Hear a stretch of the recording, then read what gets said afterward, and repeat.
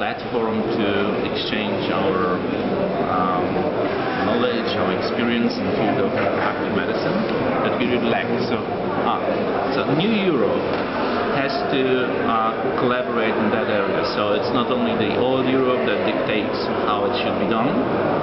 We should also elaborate on new ways, on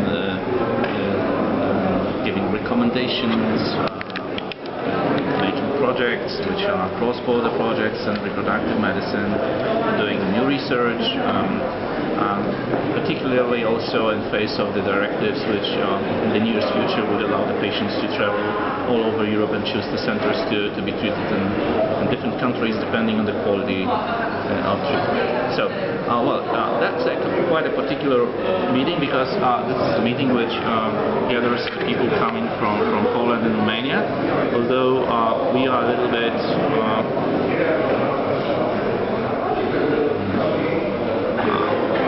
not really beside, so we don't have the common borders.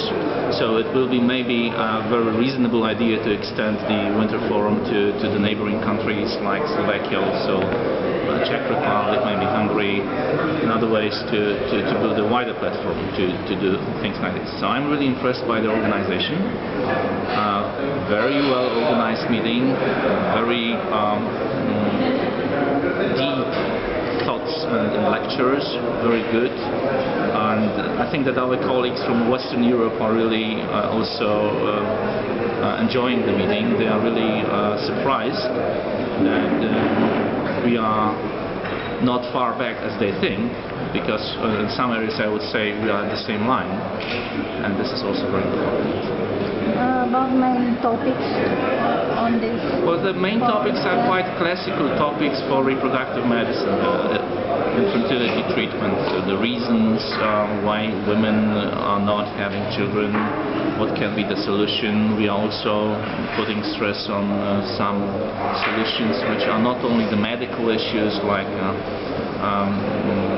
family planning or family promoting politics, which should be governed by the state, like promoting having children early. In fact, the age of the woman is the major risk factor of infertility. So this is really important that that women are pregnant early, and if they can deliver, they should deliver in a safe social circumstances. So they shouldn't be afraid of being pregnant. This is very important. Mm-hmm. So they should have the opportunities to be safe during pregnancy, which means to have the financial support, because when they are pregnant sometimes they cannot work, and after delivery they cannot go back immediately and reassume and to start working again. Is there a right age to have a child? I don't know, 20, well, 28 first of all, I don't know years? what is the situation in Romania, but the trend is definitely the same. Well, talking about Poland, 15 years ago, the average age of women, of the childbearing women, was 25. Now it's 29. And fertility actually starts to decline fast after the age of 35, but in fact it starts to decline after 32 years of age. So women actually in Poland and the modern countries decide upon childbearing in the age, in fact, in which they are already compromised in terms of fertility, which is a very dangerous situation. And that helps us explain why there is a so difficult situation with the demographics in Western and also the New Europe, in which the number of children in the countries is not good enough to reconstitute the population number at this, and to maintain the population at the numbers that we have. Which in other words means that the population will be declining, and in order to have our countries to function properly, we should count on immigrants coming from different parts of the world. And I don't think this is the best solution. Of course, I have nothing against it, but it's not, the activity should be done, and this is the role of not only the healthcare system, but this is the role of the politicians to provide any means to help people have children earlier, and to have at least a couple of children for family.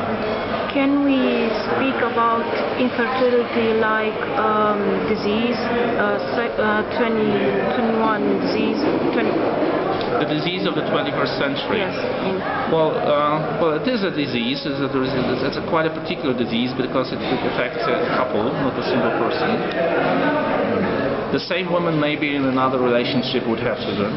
The same male in another relationship might have children.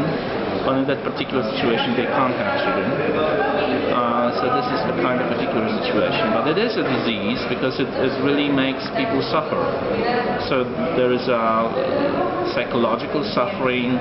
There can be the suffering from the disease which makes people infertile, like for instance endometriosis. But this is also a social burden for the country.